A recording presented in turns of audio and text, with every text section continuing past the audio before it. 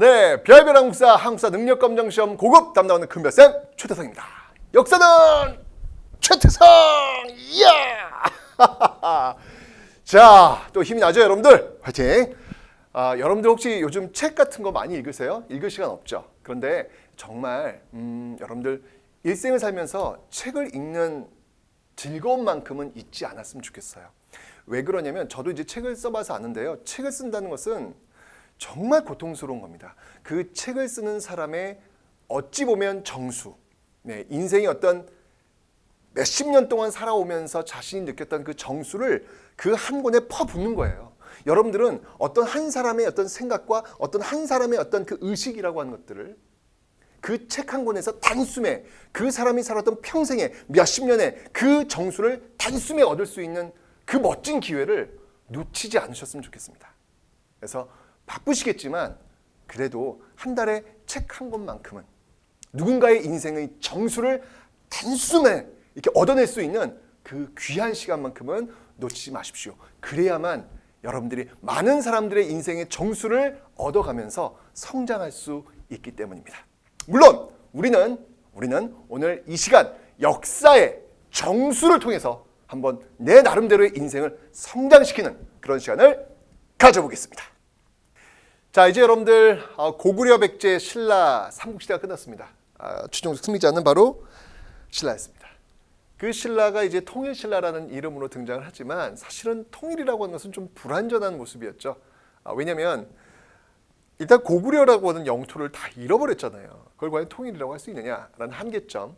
하지만 어쨌건 신라에 의해서 삼국이 통일되었기 때문에 어떤 민족 문화의 어떤 통합의 어떤 출발점은 또 되었다라는 어떤 그런 모습도 분명히 있는 건 사실입니다. 그런 것들 복합적으로 보는 과정 속에서 이제 그 다음 시대 통일신라와 발해에 대해서 살펴볼 텐데요.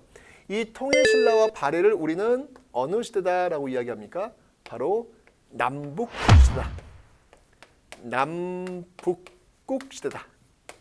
이 남북국이라고 하는 용어는 여러분들 나중에 조선 후기 실학자 이 유득공의 발해고, 유득공의 발해고에서 처음으로 등장한 단어가 바로 이 남북국 시대라는 용어라는 것도 하나 기억해 두시면 되겠습니다. 자, 일단 여러분들 우리가 먼저 통일신라부터 한번 살펴보도록 하겠습니다. 이 통일신라는요, 일단 제가 신라하면 시기 구분을 좀 해봐야 될 것 같아요. 자, 요 앞에 있는 요 시대를 우리가 어제 전시에 배웠죠.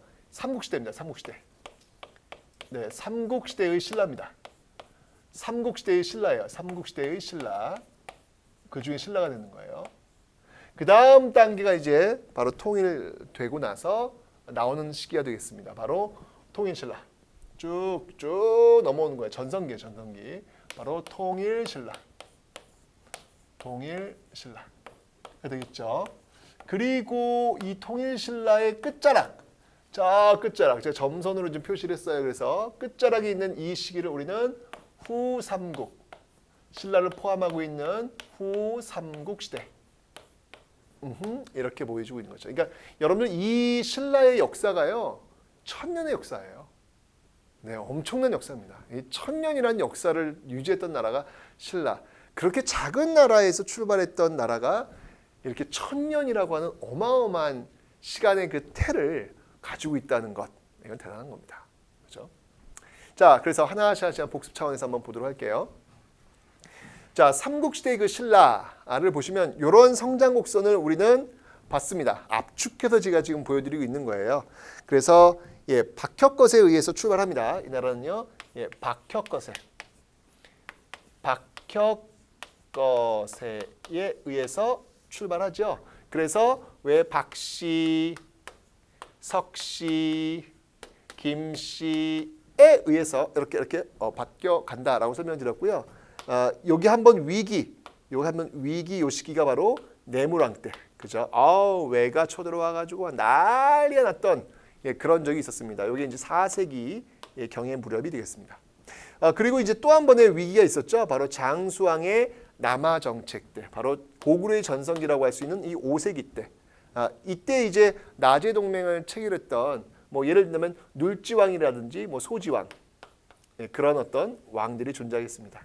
그리고 나서 전성기를 구가하기 전에 개혁기, 6세기 개혁기. 개혁기를 대표했던 왕이 누가 있나요? 지증왕과 그리고 버풍왕이 있겠죠. 그죠? 자, 이런 어떤 개혁군주를 거치면서 드디어 전성기, 진흥왕의 전성기를 이루어냈다라고 제가 설명을 드렸습니다. 요거 이제 전 시간에 배웠던 그런 내용들이 되는 거예요. 그러면서 이 시대, 요 삼국시대를 제가 삼국사기의 그 방법에 의해서 한번 시대를 한번 구분해 보려고 하는 거예요. 그래서 요 맨 끝자락에 있는 왕이 누구였냐면 바로 진덕여왕이라고 있어요. 진덕여왕. 자, 진덕여왕. 자, 보세요, 여러분들. 맨 마지막에 있는 사람이 이 사람이 누구예요? 지금 여자예요, 여자. 여성입니다, 여성. 그러니까 이건 무슨 말이냐면 후사가 없다는 이야기예요. 이 시대, 요 시대를 삼국사기의 어떤 기준점에 하면 요 시대까지 우리는 무슨 시대라고 하면 이 시대를 우리는 신라 상대라 그래요. 신라 상대. 신라 상대. 라고 하는데 요 시대는 골품제에 의하면 이 신라 상대는 바로 성골. 이 성골이 왕이 됐던 그런 시대가 바로 이 상대가 되는 겁니다. 여러분들이 골품제도에서 왜 버풍왕 때 버풍왕들이 골품제도 정비한다 그랬잖아요. 그죠? 성골과 진골이 있어요. 그러니까 진골도 이 당시는 안 돼. 왕이 아니야. 같은 골인데도 불구하고 이게 뼈대 있는 집, 그런 말 있잖아. 난 뼈대 있는 집안이야 라는 얘기를 하는데 다 이런 데서 나오는 것 같아요. 진골도 안 돼, 이 당시에. 성골이어야 되는 거예요. 성골. 바로 그 성골 집안들이 쭉 왕을 했던 시대가 바로 이 삼국시대의 신라라는 거 봐두시면 되겠습니다. 자, 그러다가 통일신라로 넘어오면서 여러분들 바로 우리 잘 알고 있죠? 여왕이니까 여기서 끝나고 뒤를 이은 남자가 등장한다고요. 그 남자가 누구냐면 어차피 성골은 끝났어요. 이제 끝난 거예요. 바로 태종 무열왕이 되는 거예요. 태종 무열왕. 태종 무열왕. 자, 여러분들 우리 잘 알고 있죠? 무열왕 김춘추라는 거예요. 그 무열왕 뒤를 이어서 이제 삼국을 통일했던 문무왕. 삼국을 통일했던 문무왕. 여러분들 이 문무왕 하면은 삼국 통일도 있지만 우리가 또 기억해야 될 그 문화유산이라고 하면 수종릉. 그죠? 그 간포. 그 바닷가에 가면 여러분들 섬처럼 있는 그곳에 어떤 무덤이 있는 문무왕입니다. 나는 죽어서 용이 되어서 동해를 지키리 라고 해가지고 이제 거기다 이제 릉을 썼다는 그 이야기 문무왕입니다. 이렇게 쭉 가가지고요. 이때가 이제 해공왕 때, 해공왕 때 끝나요. 해공왕 때. 이 해공왕 때 끝나는데 요 시기를 우리는 뭐라고 하냐면 요 시기를 우리는 신라 중대라 그래요. 신라 중대. 신라 중대라고 합니다. 이 시기를요. 자, 이 신라 중대는 저 무열왕, 이 김춘추가요 최초의 선고를 끝났으니까 이제 왕이 될 수 있는 그 뼈는 뭐밖에 없어요? 진골밖에 없잖아요. 그죠? 이 신라 중대는 그래서 진골. 김춘추로부터 출발해서 쭉 진골이 이어지는 거예요. 물론 이제 이유도 마찬가지예요. 어쨌거나 이 진골이 쭉 이어지다가 이제 이 상대, 중대, 하대로 넘어오면 이게 하대도 역시 통일신라죠. 하대로 넘어오면 이때 왕이 되면 선덕왕이에요. 여러분들 선덕여왕이 아닙니다. 선덕왕이에요. 선덕왕. 선덕여왕은 여자고 선덕왕은 남자겠지. 그죠? 선덕왕이고 쭉 맨 마지막 왕. 맨 마지막 왕이 누군가요? 여러분들 바로 경순왕이죠. 신라의 마지막 왕 경순왕이에요. 자, 이때를 선덕왕 때부터 이때를 우리는 신라 하대라고 합니다. 신라 하대.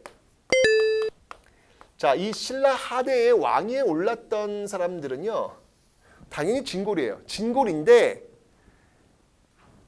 뇌물 반개 진골이에요. 이때는 이제 뇌물 반개 진골. 자, 이때는 뇌물 반개. 직계는 아니란 얘기죠, 그러니까. 그죠? 왜냐면 뇌물왕 같은 경우는 여러분 성골이잖아요. 그러니까 성골은 이미 계약 끊겼으니까 뇌물 반개의 진골.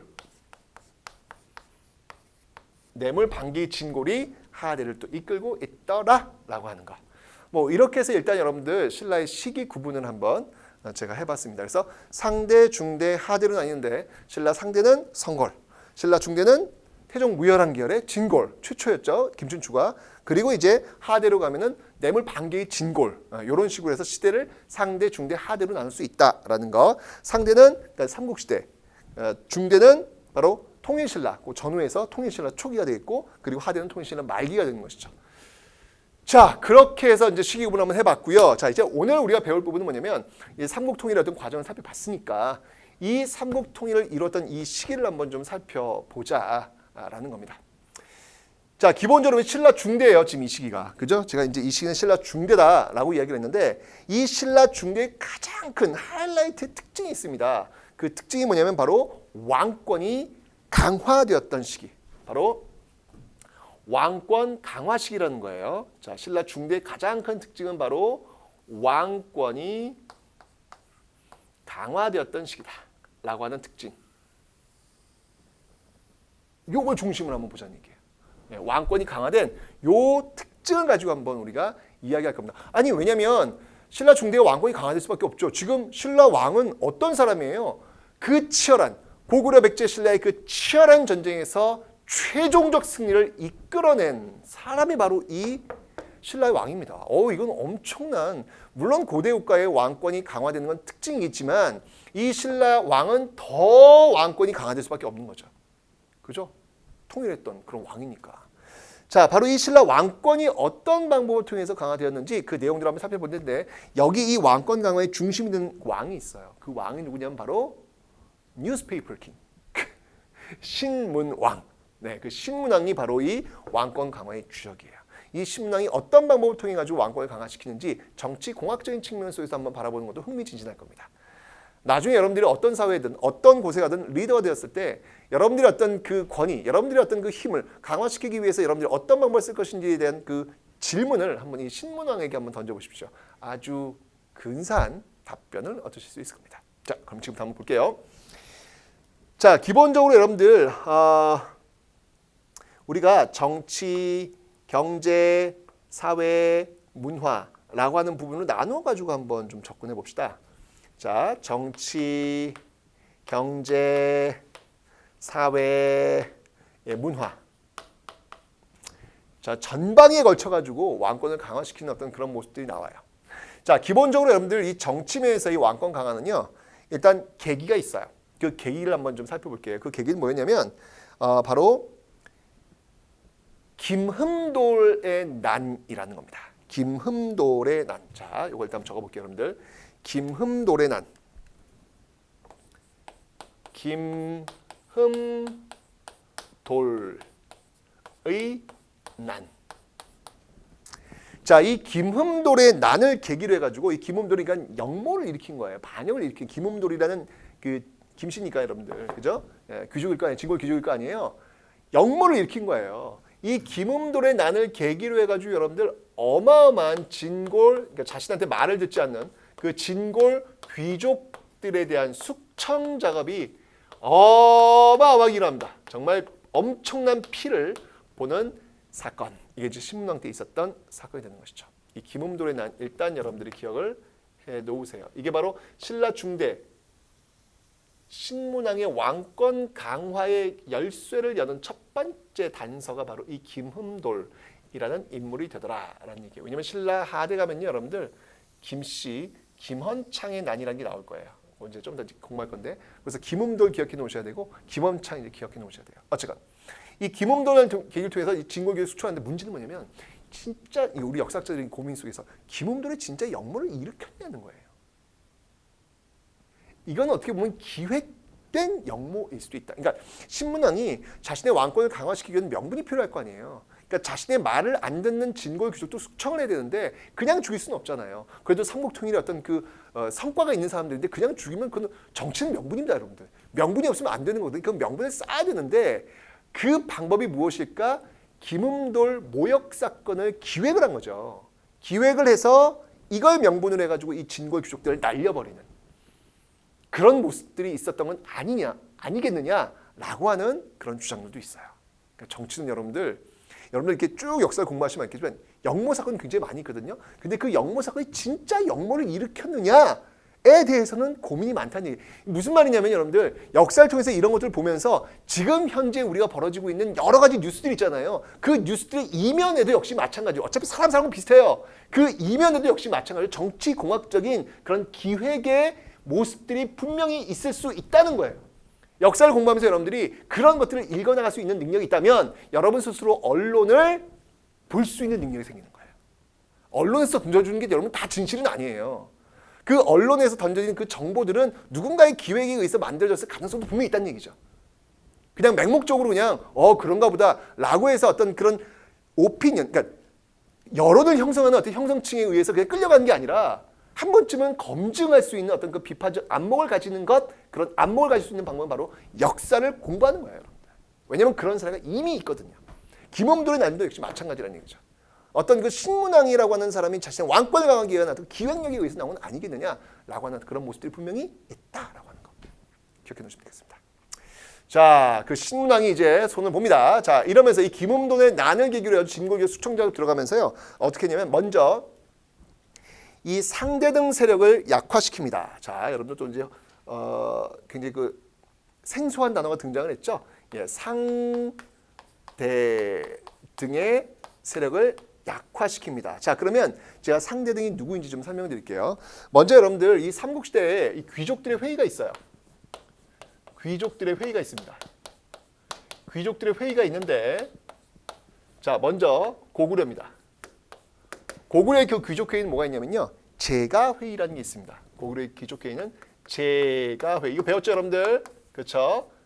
여러 가들이 모여서 하는 회의라고 제가 설명을 드렸습니다. 부여하고 고구려 설명할 때 제가 설명드렸던 부분이에요.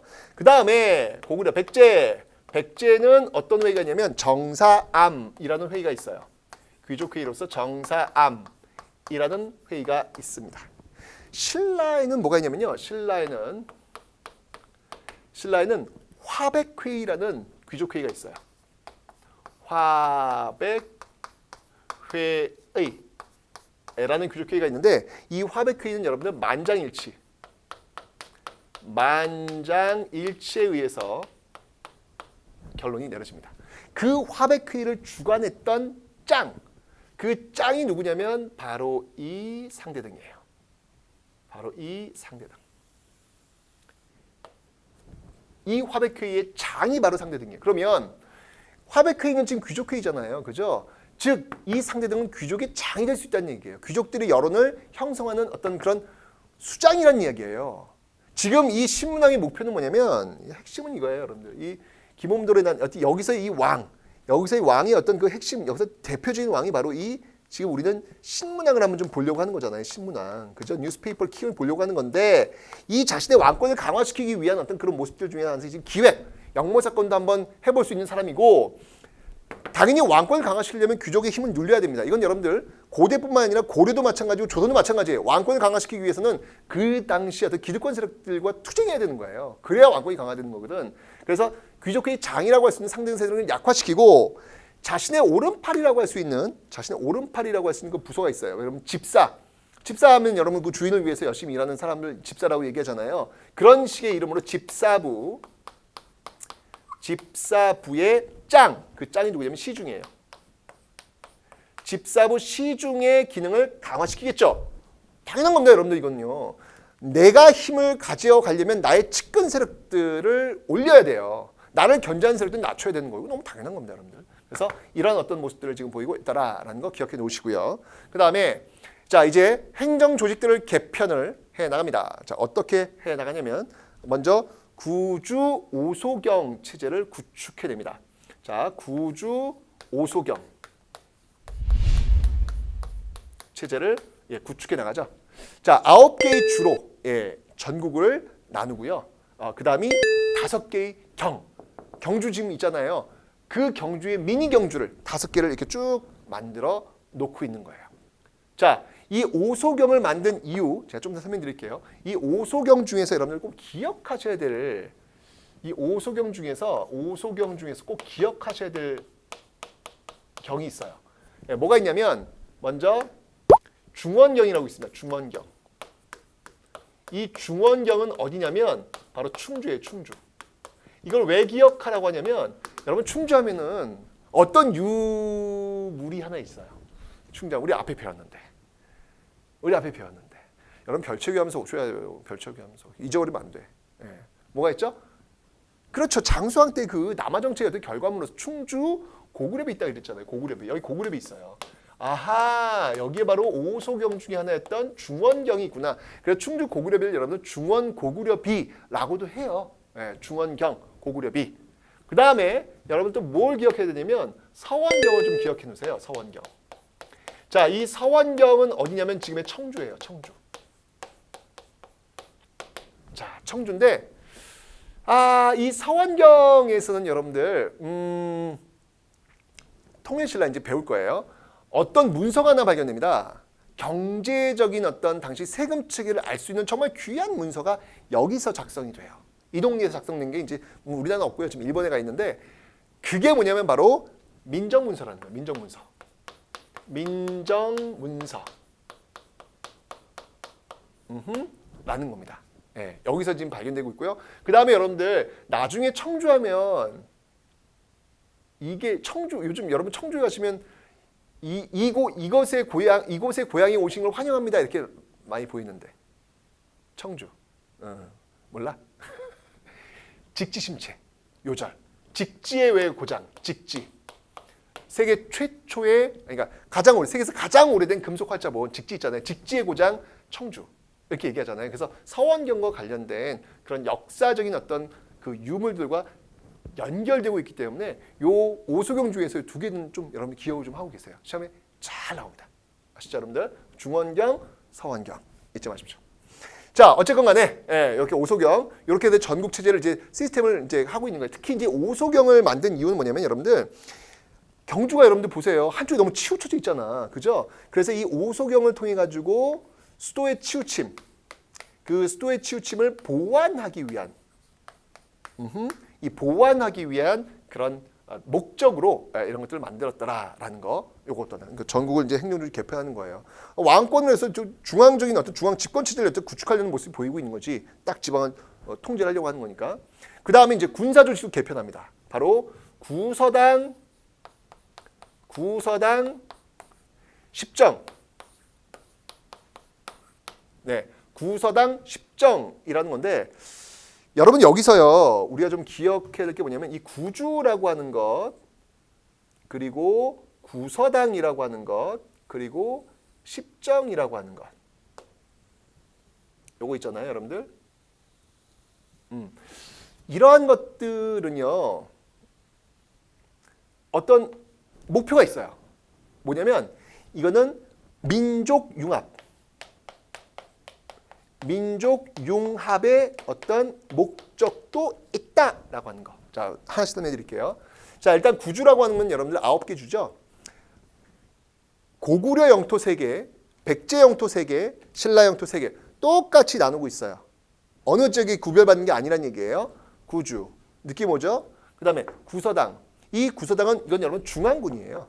중앙군인데 이 중앙군의 제일 핵심적인 군대 아닙니까? 이 중앙군에 고구려인도 들어오고요. 백제인도 들어오고요. 말갈인도 들어와요. 신라는 당연하겠고요.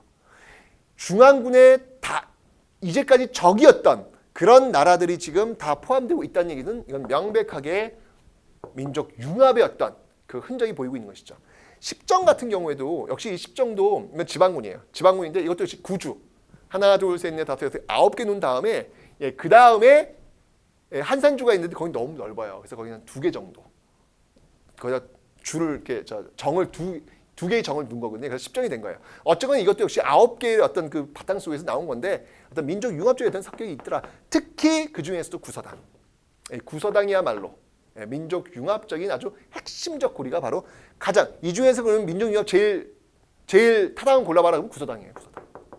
가장 확실하게 보여주고 있는 그런 민족 융합적인 어떤 그 모습들이 있더라라고 하는 것을 여러분들 기억해 놓으시면 되겠습니다. 됐죠? 자, 이런 걸 통해서 보세요. 그냥 자기 어떤 세력들을 딱 심어놓고요. 딱 행정조직 개편하고요. 군사조직 딱 만들어 놓는 어떤 이런 모습. 세팅이 딱 되잖아요, 지금. 그죠? 김범도를 통해서 손에 피 한번 쫙 묻히고요. 왕권을 강화시키는 어떤 그 신문왕의 모습들 나오고 있더라라는 얘기죠. 여기에 그친 게 아니에요. 신문왕은 굉장히 제가 봐도 연구 대상입니다. 권력을 강화시키기 위해서 무엇을 해야 되는지 아마도 제가 볼 때는 이 신문왕이야말로 나중에 이 마키아벨리의 군주론 있잖아요. 그 모델이 되어도 될 만한 그런 인물이 바로 신문왕이다 라고 합니다. 자, 정치면에서 봤죠? 경제면에서 볼게요. 자, 이 경제면에서는요. 이건 정말 백미인데요. 이 경제면에서는 어떤 모습들이 있냐면 관료전이라는 걸 지급을 합니다. 관료전. 자, 관료전이 뭔지 한번 여러분 잘 보세요. 관료전을 지급하고요. 관료전을 지급하고 그리고 노급을 폐지해요. 자, 이게 무슨 말이냐면 노급은 여러분들 이 노동력을 증발할 수 있거든요. 이 노동력 증발을 못하도록 한 거예요. 자, 이제 설명드릴게요. 나중에 경제 파트 가면 다시 한번 설명드릴 건데 옛날 우리 관리들은요. 선생님들은 국가 공무원입니다. 그죠? 그러니까 여러분들을 가르친 대가로 국가로부터 월급을 받아요. 맞죠? 네. 그럼 옛날 공무원들은 과연 어떻게 월급을 받았을까? 옛날 공무원들은 여러분들 어떻게 월급을 받았냐면 지금처럼 우리가 월급 받는 그 형태가 아니라 국가가 받는 세금 있잖아요. 국가가 받는 세금을 대신 가져가는 형태예요. 이걸 뭐라고 하냐면 수조권이라 그래요. 세금을 거둘 수 있는 권리. 제가 경제 파트 다시 한번 설명드릴 거예요. 어쨌건 그런 식으로 봤는데 이 노급이라고 하는 건 이건 되게 황당한 거예요. 뭐냐면 우리 관점에서 황당하다는 거지. 이 당시에는 황당하다는 게 아니고 노급이라고 하는 건 뭐냐면 말 그대로 녹을 주는 거예요. 읍! 왜 읍면동 마을이잖아요. 그 읍을 통째로 주는 거예요. 그럼 그 마을엔 여러분들 세금을 내는 쌀도 나올 거 아니에요. 뿐만 아니라 그 지역에 살고 있는 사람도 있단 말이죠. 즉 노급이라고 하는 것은 그 지역에 살고 있는 사람도 수취할 수 있다, 가져갈 수 있다는 얘기예요. 그러면 그 사람은 나중에 뭐가 될 수 있어요, 여러분들? 군사력으로 전환될 수 있잖아요. 즉 노급은 여러분들 바로 귀족들의 힘을 강화시켜주는 역할을 한다는 얘기죠. 신문왕이 이 꼴을 볼 수가 없는 거예요. 왜냐하면 귀족들이 그 노동력을 가져갈 수 있다는 얘기는 즉 군사력으로 전환될 수 있다. 이 얘기는 곧 나에게 칼을 댈 수 있다. 이걸 끊어내야 되겠다라고 신문왕은 생각한 거죠. 왜? 신문왕의 목표는 왕권 강화니까. 무서워요. 더 무서운 거 한번 알려줄까요, 여러분들? 그러면 선생님, 신문왕이 노급 그냥 바로 폐지하면 되겠네요? 그렇지 않아요. 노급을 바로 폐지했을 때는 그 진골 귀족들의 기득권 세력들의 엄청난 저항에 부딪힐 수 있잖아요. 그래서 먼저 뭘 주냐면 관료전이라는 걸 먼저 지급해요. 관료전은 여러분들 노동력을 증발할 수가 없어요. 오로지 세금만 걷어가는 그 관료전을 지급하는 거예요. 이게 순서야. 노급을 바로 폐지했으면 이건 엄청난 기득권 세력의 저항을 받을 수 있잖아요. 관료전을 먼저 지급하고 그 다음 순서로 노급을 폐지하는 수순을 밟고 있더라는 거. 그러니까 신문왕은 여러분들 수를 한 수, 두 수 더 멀리 보고 있는 것이죠. 대단한 정치인이에요. 이런 식으로 해서 경제적으로 그 자신의 어떤 왕권을 강화시키기 위해서 이 귀족들의 힘을 약화시키는 방법, 노급 폐지 굉장히 중요한 겁니다. 여러분들. 기억해 놓으세요. 자, 다음 사회적인 어떤 측면을 보도록 하겠습니다. 사회적인 측면에서 뭐가 있냐면 또 하나 있다. 이 경제적인 측면에서 여러분들 나중에 이제 뭐가 있냐면 여러분들 정전의 지급이라는 게 있어요. 정전. 이 정전은 신문왕 때 한 건 아니고요. 이거는 성덕왕 때. 성덕왕 때 지급한 건데 이건 뭐냐면 백성들한테 토지를 나눠주는 거예요. 이게 무슨 말이냐면 이제 여러분들 이 시스템 신문왕부터 출발해 있는 어떤 그런 왕권 강화의 어떤 시스템이라고 하는 건 쭉 이어질 거 아니에요. 그죠? 정전이라고 하는 건 뭐냐면 바로 국가가 그러니까 왕이 백성들을 틀어주는 거죠. 그 백성들한테 토지를 나눠주면서 그 백성들은 왕한테 세금을 내는 것이고 왕한테 충성을 하도록 하는 거예요. 그 귀족들이 끼지 못하도록 하는 것이죠. 그러니까 정전 지급도 역시 마찬가지로 왕권 강화와 연결이 되고 있다라고 하는 모습들. 이런 어떤 그 경제적인 어떤 모습들이 쭉 이어지고 있습니다. 자, 사회적인 어떤 특징 한번 볼게요. 사회적인 면에서는요. 자, 지금 이제 진골 귀족들 수출하고 있잖아요. 그죠? 그럼 그 빈 자리를 메꿔야 된단 말이야. 물론 이제 집사부 시중의 기능을 강화시키긴 했지만 어쨌건 이 진골 귀족들, 마음에 안 드는 진골 귀족들을 쳐내야 되니까 그 빈자리에 새로운 자기 세력을 심어놔야죠. 당연한 겁니다, 여러분들. 나중에 여러분들이 어떤 자리에 오르든 리더가 되었을 때 여러분의 힘을 좀, 여러분의 발언권을, 여러분들이 어떤 하고 싶은 의지를 보이려면 여러분의 측근들을 심어놔야 돼요. 제일 중요한 거예요, 여러분들. 근데 너무 그렇게 강화되면 안 돼. 거기서 비리가 생기고 거기서 문제가 터지는 거예요. 자, 어쨌건 신문왕은 그래가지고요. 누구를 등용하냐면 바로 진골들한테 참 서름받고 있는 사람들. 누구?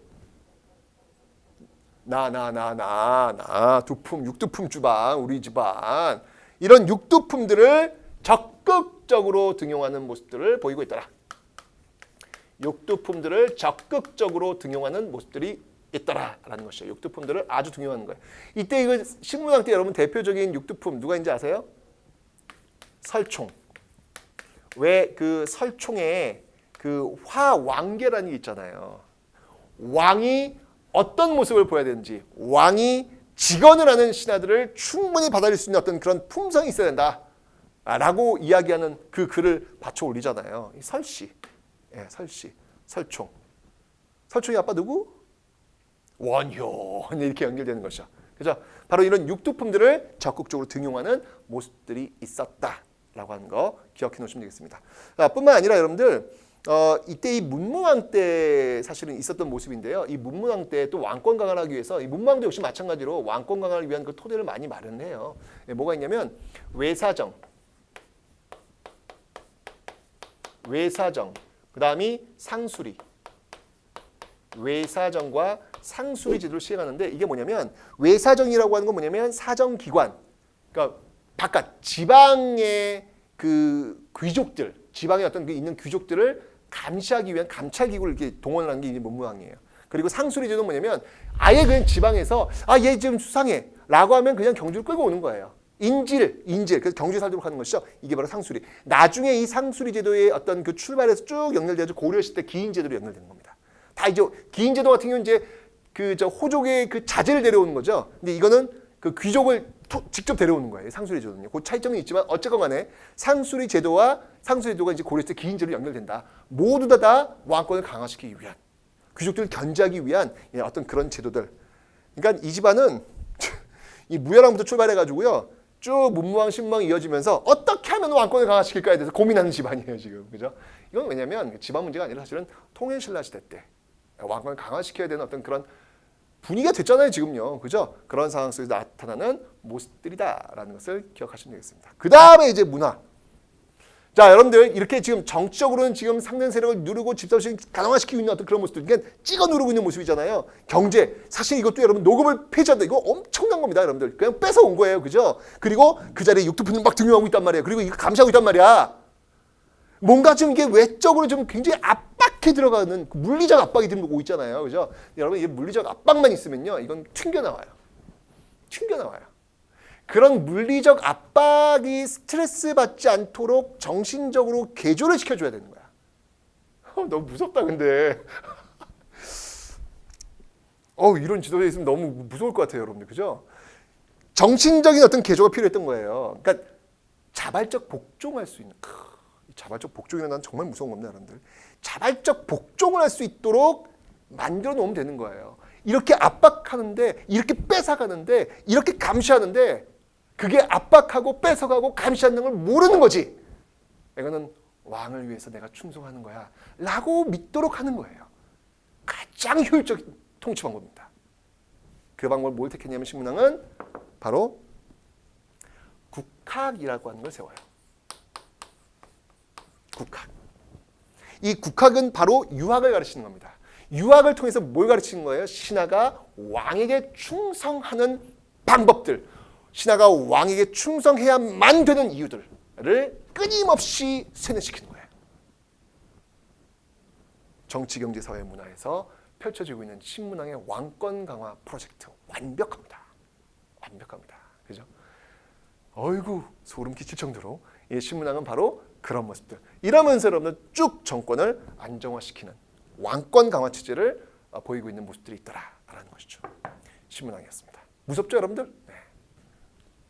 자, 신라 하대로 한번 와볼게요. 신라 하대로 오면 이제 얘기가 좀 달라져요.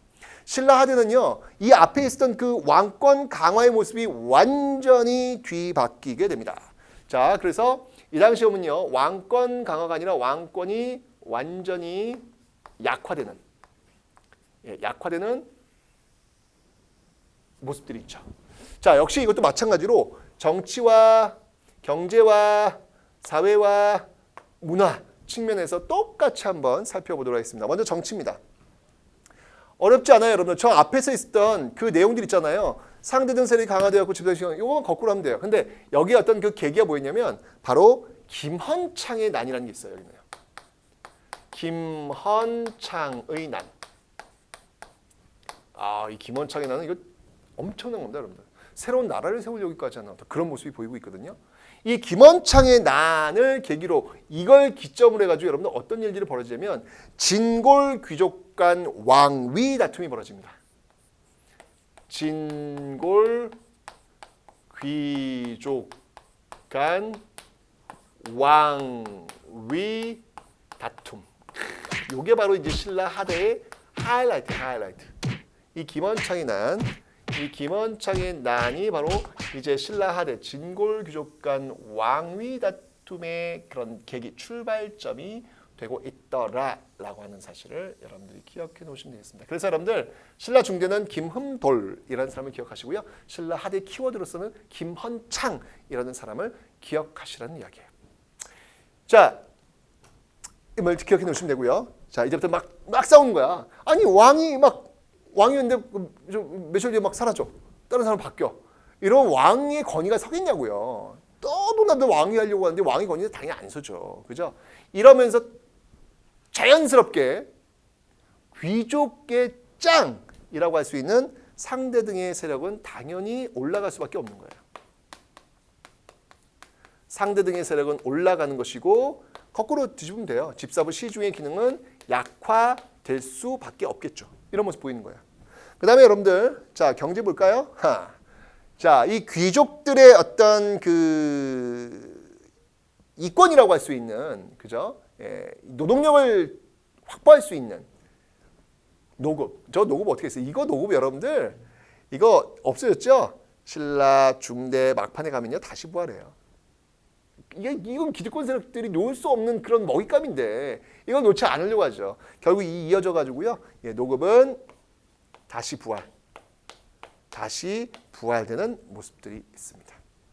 자, 사회를 볼까요? 자, 사회에서는요.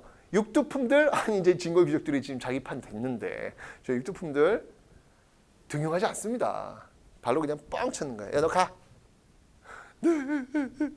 우리 할아버지는 그래가지고 산속에 들어가셔서 신선이 되셨대. 신선이 되긴 무슨 신선이 돼. 그냥 쫓겨나신 거지. 그냥 그걸 미화시키고 신선됐다는 거지. 우리 할아버지 참 서론 많이 받았어요, 여러분들. 우리 아버지 누구냐고? 최치원. 네, 최치원. 우리 저 경주 출신 시조야. 네. 자, 어쨌건 간에 자, 이런 모습들 속에서 육두품들은 떨어져 나올 수밖에 없는 거예요. 육두품들은 떨어져 나온다. 육두품들은 떨어져 나오는데 이 육두품들이 그럼 어디로 갔을까?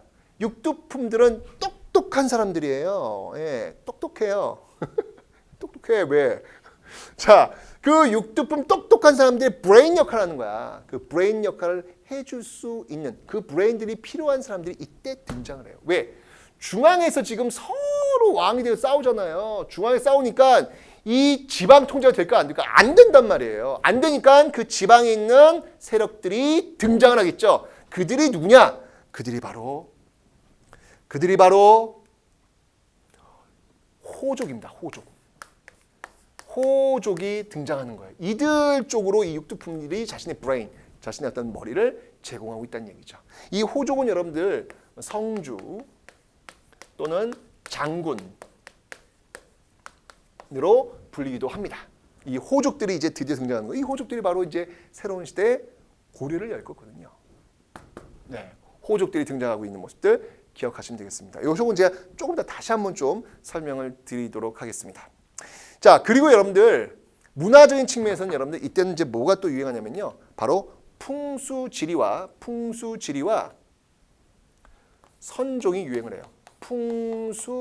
풍수지리와 선종이 유행을 하는데 자 이게 뭔지 설명드릴게요. 이게 왜 의미가 있는지 볼게요.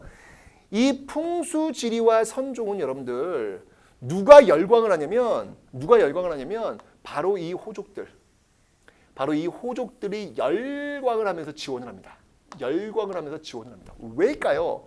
풍수지리는 뭐냐면 이제 경주의 기는 쇠했다는 거예요. 지방호족이 있는 이곳에서 새로운 왕의 기운, 왕도의 기운이 나오고 있다.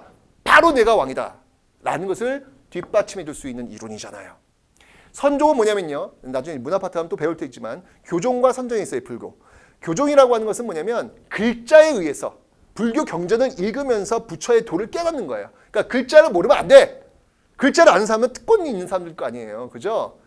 교종은 그런 건데 선종은 뭐냐면 그런 거 필요 없어. 참선에 의해서 누구나 다 부처가 될 수 있다라는 거예요. 자, 누구나 다 부처가 될 수 있다. 누구나 다 왕이 될 수 있다.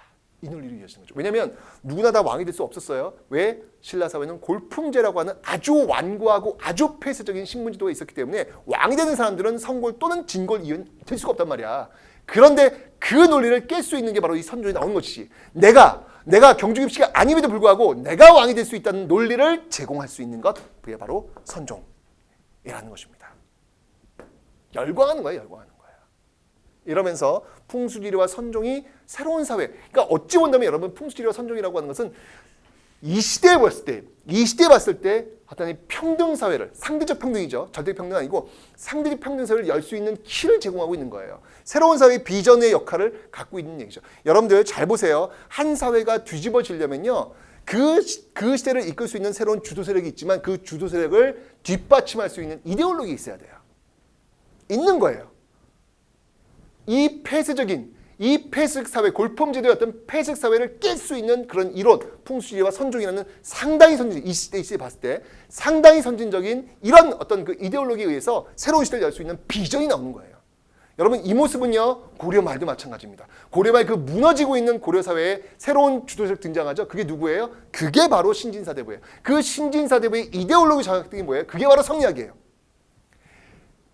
무신 정권 때는요 힘은 있었지만 비전이 없었어요.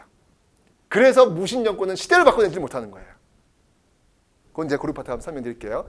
자, 어쨌든 이런 어떤 노력에 의해서 이제 새로운 시대의 어떤 그 기운이 움트고 있는 모습들을 확인하시면 되겠습니다. 자, 이제 호족의 이야기를 한번 좀 해봐야 될 것 같아요.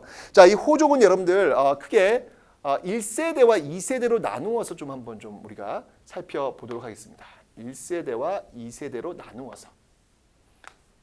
1세대와 2세대로 나눠서 볼 텐데 먼저 1세대, 호족 1세대라고 한다면 대표적인 호족이 누구냐면 바로 바다의 왕자. 가만 있어봐. 아니죠. 예, 바다의 왕자. 내가 어디서 봤지? 그 옛날에 내가 어렸을 때 봤던 만화 이름이네. 저기 바다의 신, 해신, 그죠? 바로 장보고입니다. 장보고. 자, 여러분들 이 장보고가 설치한 게 있잖아요. 그죠? 이 장보고가 설치했던 거 저쪽 중국 산동 지역에 그렇죠. 바로 법화원. 법화원이라는 그 사찰을 설치해가지고 여기서 중국, 신라 뭐 이런 인적 네트워크를 결성해가지고 거기서 어마어마한 무역 행위가 이루어질 수 있는 그런 법화원. 그리고 그 물건들이 이제 쭉쭉 왔다 갔다 했을 때 이 해적들이 많단 말이에요. 그 해적들을 완전 소탕하기 위한 기지 역할을 했던 바로 청해진. 청해진은 지금의 어딘가요, 여러분들? 이 청해진은 바로 완도입니다. 완도. 완도 김. 유명하죠, 여러분들? 네, 그 완도에 가시면 장보고의 흔적을 볼 수 있습니다. 이 장보고도 참 입지전적 인물이에요, 여러분들. 네, 중국에 딱 가가지고요. 네, 거기서 어떤 그 무역 행위를 딱 하다가 다시 신라에 와서 어떤 정책 야망을 꿈꿨던 그런 인물. 장보고도 역시 마찬가지로 그 시대의 아픔에 갇혀있는 사람이야. 아무리 내가 능력이 뛰어나다 할지라도 뛰어 올라갈 수 없는 폐쇄적 골품제 사회 속에서 굉장히 큰 피해를 봤던 그런 인물. 그러면서 꿈을 꾼 거예요. 내가 이 신라 사회의 주류가 되겠다는 꿈. 그래서 자기 딸을 어떻게든 왕실에 집어넣으려고 노력했는데 결국 칼에 맞아 죽잖아요. 그 시대의 한계에서 벗어나지 못했던 인물이 바로 장보고가 되는 것이죠. 그 다음 여러분들 2세대. 자, 2세대가 있는데요. 자, 2세대는 누가 있냐면 대표적인 인물 바로 견훤. 그죠? 견훤이 있습니다. 이 견훤. 자, 견훤은 어디에? 완산주. 완산주는 지금의 여러분들 전주예요, 전주. 이 완산주에서 바로 후백제. 네, 후백제를 세우죠. 후백제를 세우고 있고요. 그 다음에 여러분들 한눈이 없어. 하지만 나는 너의 마음을 읽을 수 있어. 나는 미륵이야. 뭐라고 했던 인물이죠. 바로 궁예. 아유 무서워라. 네. 관심법 뭐 이래가지고 자, 이 사람은 이제 송악. 네, 지금의 개성이죠. 네, 여기서 이제 후고구려를 세우고 있습니다. 그런데 이제 궁예가요.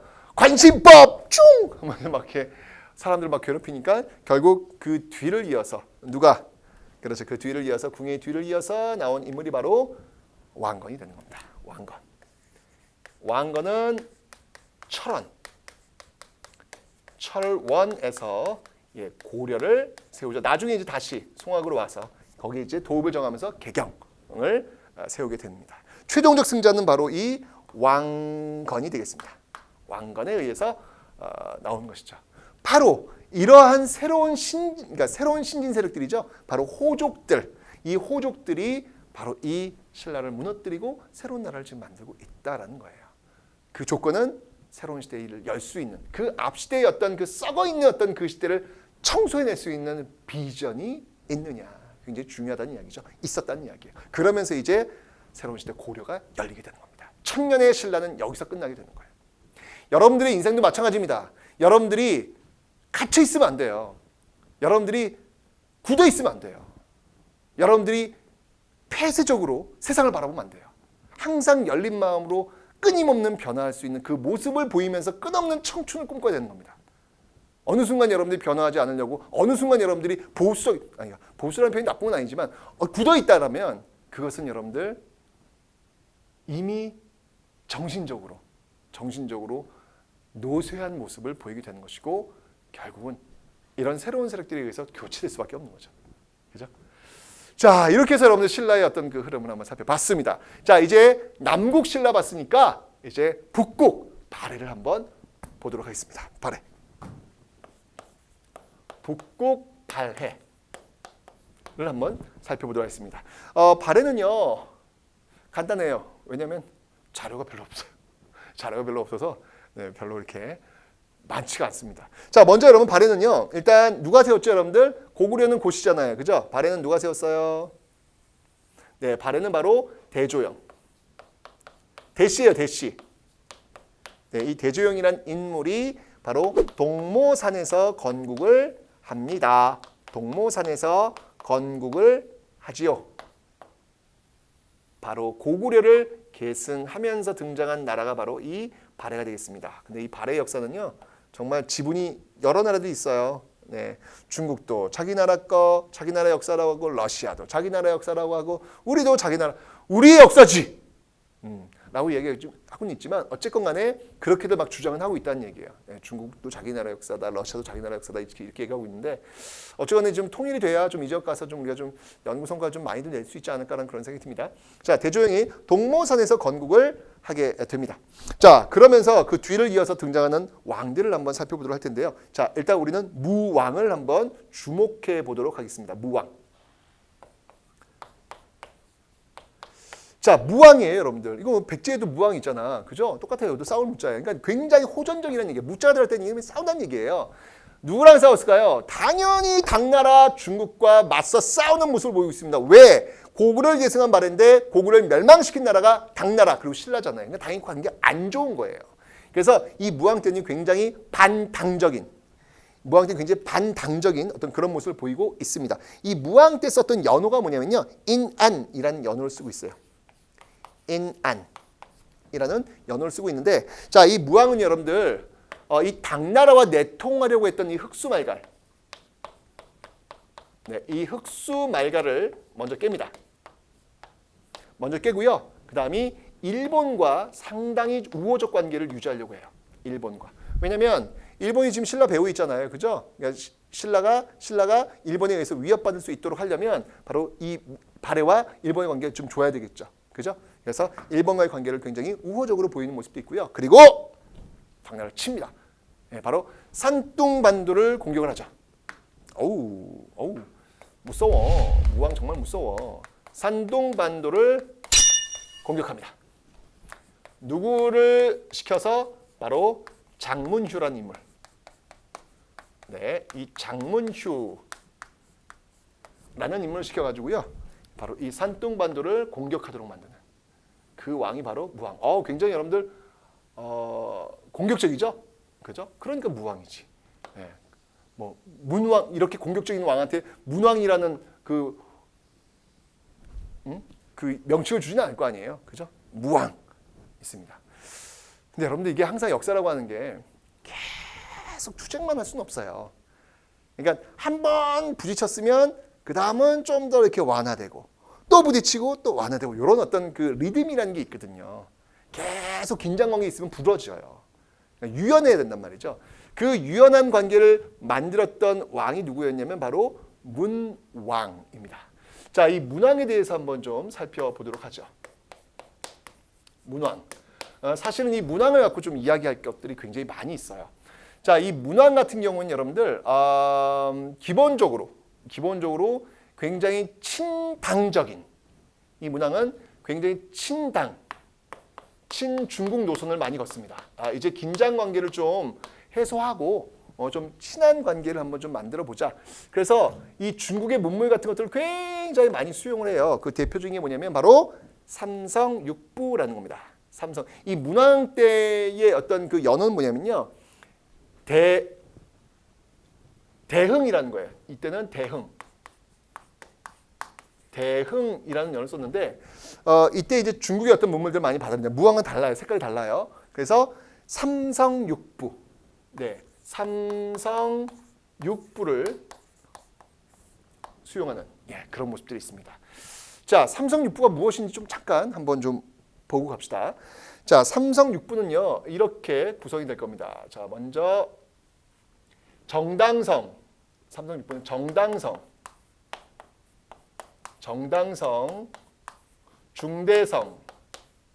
중대성, 그리고 선조성. 이게 삼성이에요.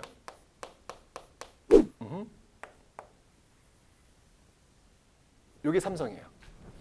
근데 원래 중국의 삼성육부, 당나라의 삼성육부는요 중서성, 문화성, 상서성이에요. 근데 이름이 달라요, 그죠? 그리고 이 정당성 밑에 좌사정, 우사정이 있어요. 그래서 좌사정 밑에 충, 인, 의, 그다음이 지, 예, 신. 이게 뭐냐면 바로 그러니까 정당성이라고 하는 게 바로 이게 삼성이에요. 이게 삼성이고 지금 충인의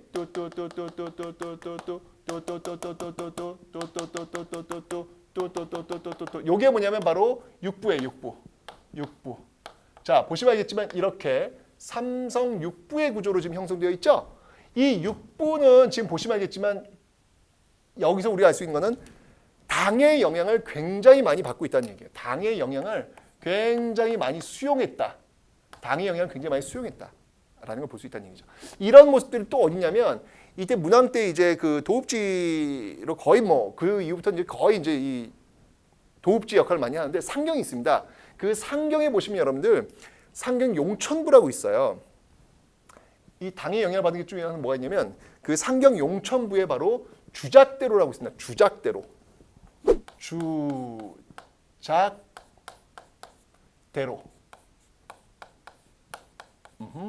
여기 이제 상경에 있는 그 모습인데 이 주작대로는 뭐냐면 말 그대로 이거예요. 그 여러분 우리 지금도 그 세종로 있잖아요. 그 광화문 앞에 그 세종로가 쫙 펼쳐 있죠. 그죠? 중국 당나라 그 장안성을 모델로 해가지고 만든 거예요. 마찬가지로 상경 용천부도 그 앞에 길이 쫙 뻗어 있는 그런 모습들이 지금 당나라의 영향을 받은 흔적들이다라는 거 기억해 두시면 되겠습니다. 됐죠? 그렇지만 지금 보시면 알겠지만 이름이 달라요. 정당성, 중대성, 선조성. 비록 삼성 육부의 틀은 가져왔지만 이름이 다르죠. 게다가 이것도 이제 육부도 여러분들 2호 예병형 공이거든요. 중국에서는요. 그게 아니에요. 지금 여기는 지금 충인, 의지, 예신. 그러니까 이런 모습을 보면 상당히 독자성을 가지고 있다.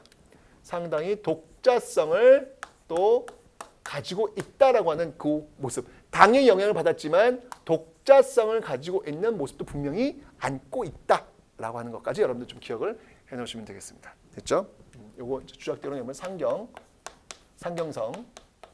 수도에 있는 그런 모습이 되겠습니다.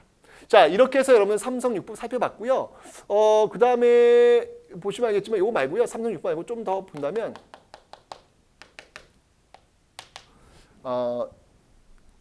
그 교육기관이 있고요. 감찰기관이 있어요. 감찰기관은 뭐가 있냐면 중정대라는 게 있어요. 중정대.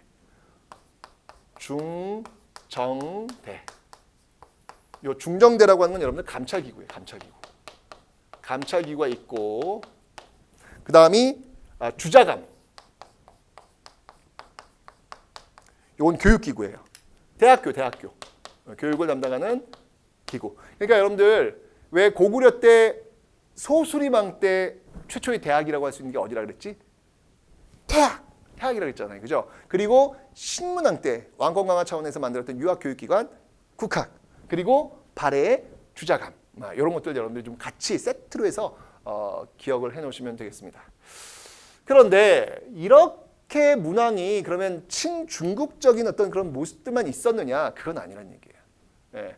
일단 여러분들 이 신라하고도 굉장히 사이가 좋아요. 그래서 이때 이제 신라도라 그래가지고 신라로 갈 수 있는 어떤 그 길, 그 길을 뚫어놓습니다. 그래서 신라와도 교육하는 모습. 아주 뭐 이때부터 아주 우호적인 관계가 되는 건 아니지만 그래도 이렇게 교육을 하는 어떤 그런 모습들이 있다는 거예요. 왜 신라 좋지 않죠? 왜냐면 나당여답에 의해서 결국 고구려가 무너진 거 아닙니까? 발해가 고구려 계승했다고 하는데 지금 신라랑 사이가 좋을 리가 없잖아요. 하지만 문왕 때는 이렇게 좀 교육의 틀을 좀 열어놓는 그런 모습들 기억하시면 되겠습니다.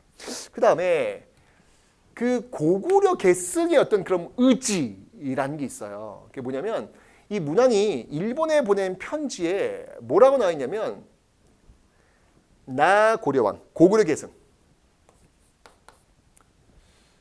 고구려 계승은 이거는 좀 다른 색깔로 씁시다.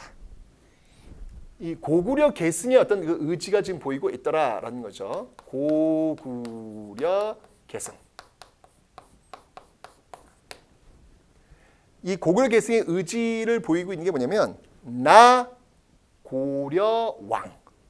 보면은 스스로가 고려왕이래요. 나 고려왕. I'm a 영어로 뭐라 그러지? king of 아니 고려 king? king of 고려? anyway. 자, 나는 고려왕. 괜히 했어. 나 고려왕. 이라고 주장하는 모습들. 그래서 고구려 계승을 아주 확실하게 보여주고 있죠. 이뿐만 아닙니다, 여러분들. 여기 이 발해의 어떤 유적지를 보면요, 온돌 구조 확실합니다. 확실합니다. 그 다음에 이제 고구려 계승하고 있는 이불병좌상.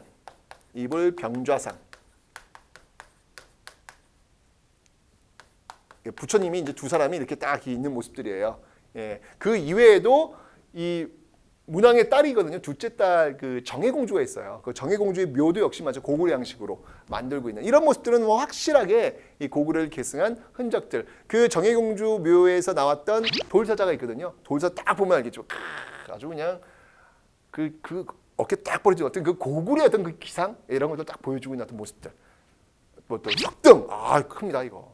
굉장히 좀 우람한 건강한 이런 모습들을 지금 보여주고 있는 것. 이런 걸 통하면 또 이게 굉장히 고구려 계승의 어떤 의지가 있더라. 그러니까 중국의 어떤 선진 문물이 있으면 받아들여. 하지만 그렇다고 해서 고구려 정신을 읽는 것은 아닌 이런 모습들을 지금 문왕이 보여주고 있었다라고 하는 것. 그래서 문왕을 좀 여러분들 좀 정리를 좀 해 놓으시면 되겠습니다. 그죠? 이 문왕에 대해서는 무지하게 많네요. 그죠? 예, 문왕에 대해서는 여러분들 이렇게 세트로 정리를 좀 해 놓으시면 되겠습니다. 문왕에 대한 내용들이 되겠습니다. 이렇게 여기 다 문왕이에요. 다 문왕. 되게 많네. 이렇게 해서 가봅시다 한번. 네, 여기까지 이렇게 문왕에 대한 내용들 정리를 좀 해놓으시면 되겠습니다. 이렇게 해서 문왕 때 쭉 가서요. 이제 전성기 시대를 올라갑니다. 이게 9세기 넘어가는 요 시기인데요. 이때 이 전성기를 이루었던 왕이 누구냐면 그 왕이 바로 선왕이에요. 선왕. 자, 이 선왕 때가 되면요. 이 선왕 때가 되면 드디어 요동, 그러니까 사실 맨 처음에 이런 발해가요. 고구려 영토보다 더 넓어요. 몰랐죠, 여러분들? 네. 발해는 고구려보다 더 넓은데 고구려가 차지하고 있었던 것이 요동 지역이죠. 요동 지역. 근데 처음부터 요동 지역을 확보한 건 아니었어요. 그러니까 동쪽에서부터 서쪽으로 쭉 밀고 들어가는 형국이었습니다. 그래서 선왕 때가 되어서 비로소 요동 지역을 확보합니다. 네, 요동 지역을 확보하면서 이제 그 넓은 땅을 관할하기 위해서 이때 이제 지방 행정 조직 5경 15부 62주. 우와! 이야, 전국을 이렇게 15개의 부로 이렇게 5부족도 아니야. 15부야, 15부. 그죠? 나놓고 그걸 다시 62주로 나누는 모습들. 선왕 때입니다. 그래서 이렇게 잘 나가는 선왕 시기를 중국인들은 뭐라고 했냐면 이야, 잘 나간다. 이 발해 대단하다라고 해서 이 시기를 우리는 그들은 이때 해동성국. 해동성국이라고 불리는 가장 이 발해의 전성기 시대를 이루었던 시대가 바로 선왕 시대였다라고 하는 것. 그런데 이렇게 잘 나가던 발해가요. 갑자기 무너져요. 정말 갑자기. 뭔가 좀 스토리가 있어요. 나라가 무너지는 데는 이야기가 좀 필요하잖아요. 여기 보세요, 여러분들. 신라 같은 경우에는 이유가 있단 말이에요. 김원창이 나는 계기에서 진골 귀족과 왕이 다툼이 벌어지면서 결국 무너지는 모습들. 그래요. 전형적인 나라가 망하는데 전형적인 스토리가 있잖아요. 그런데 발해 같은 경우에는요. 그런 스토리가 이게 뭐 기록이 없어서 그런 건가? 너무 급작스럽게 무너진단 말이죠. 물론 여러분들 이때 이제 누구에 의해서 무너지냐면 바로 거란. 거란의 침입에 의해서 무너집니다. 무너지는데 그래요. 거란의 힘이 셌기 때문에 무너질 수밖에 없었겠죠. 그렇지만 또 다른 이야기도 있어요. 이때 바로 백두산이 터져요. 백두산이 터지면서 그 백두산 제가 여러분 일본까지 날아갔다 할 정도면 백두산 주변이 있잖아요. 지금 이 발해란 나라가. 그 주변에 있는 발해가 어떻게 됐겠어요. 그죠? 엄청난 피해를 볼 수밖에 없었겠구나 라고 해서 어떤 학자들은 발해의 급격한 멸망 원인을 백두산의 폭발로 바라보기도 합니다. 어쨌건 역사의 미스테리입니다. 그죠? 기록이 많지 않기 때문에 어떤 그 역사의 상상력도 좀 들어가는 측면이 없지 않아 있습니다. 자, 이렇게 해서 여러분은 남북국 시대를 봤고요. 발해는 여러분들이 우리가 좀 잊지 않았으면 좋겠습니다. 네, 그 서태지의 발해를 꿈꾸며 따라라 안 되겠다. 어쨌건 그런 노래 있어요. 알아? 서태지 알아? 네. 옛날에 유명했는데 자, 여기서 중요한 핵심 포인트 지금부터 한번 살펴보도록 하죠. 자, 쭉 보시면 네, 삼국시대야 뭐 쭉 가시면 되는 거 배웠던 내용들이고요. 자, 여기서 이제 왕권 강화 신문왕 너무 중요해. 여기서 이제 키워드를 한번 볼 텐데요. 일단 기본적으로 중요한 것들은 이제 김음돌이라고 하는 키워드 한번 일단 기호 좀 해놓으세요. 김음돌이라고 하는 키워드 한번 보시고요. 그 다음에 역시 뭐니 해도 이 관료전. 신문왕의 어떤 개혁 중에서 대표적인 관료전을 지급하고 노급을 폐지했다라고 하는 거. 왕권 강화를 위해서 엄청난 모습들 지금 보이고 있는 것이죠.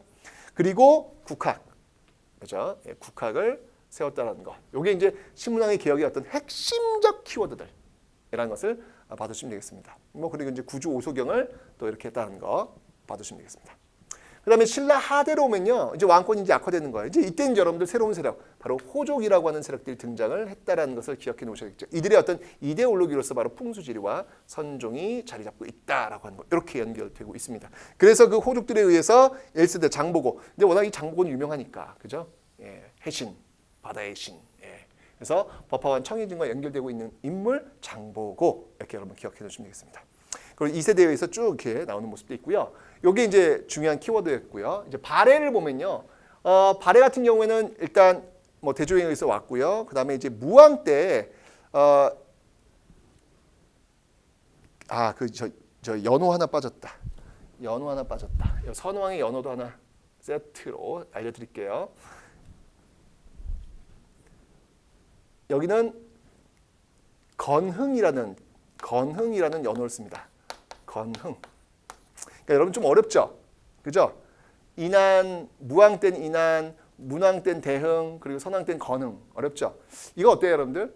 여러분들 우리나라 그 천주교 그 발전에 있어 큰 역할을 했던 신부님. 김대건 신부님. 그죠? 그냥 김으로 가요. 그냥 김대건.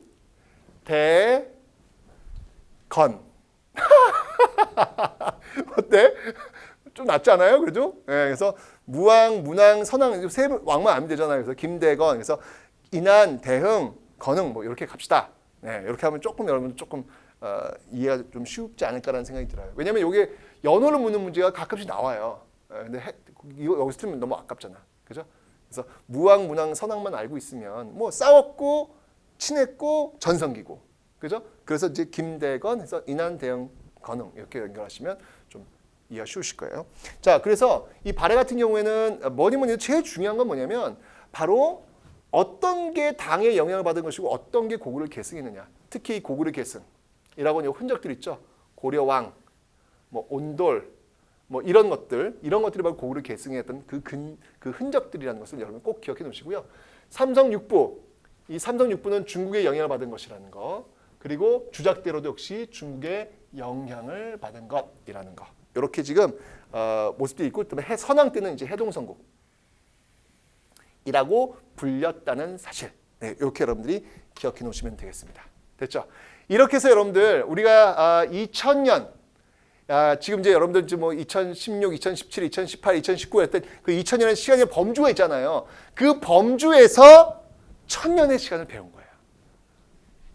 지금 이제 926년에 발해가 멸망했잖아요. 그죠? 남북시대. 거의 한 1000년의 시간을 우리가 이제 배운 겁니다. 이제 나머지 시간은 여러분들 어떻게 되는 거예요? 고려 500년, 조선 500년. 이렇게 하면서 이제 2000년이라는 세팅이 이제 갖추어지게 되는 것이죠. 자, 여기까지가 지금 남북국 시대의 모습이었습니다. 고대 남북국 시대의 정치적 상황들. 이런 것들을 보시면서 여러분들이 그냥 단순하게 시험 문제를 풀기 위한 어떤 그런 것들이 아니라 이게 참 정치구나. 이게 바로 역사구나. 라고 하는 어떤 그런 매력들을 한번 느껴보시면 좋겠습니다. 여러분 고생하셨고요. 아직 고대 안 끝났어요. 아직 고대 정치만 끝난 거야. 경제, 사회, 문화 남았거든요. 문화 되게 재밌어. 네. 그때까지 여러분들 힘내서 끝까지 가야 됩니다. 화이팅!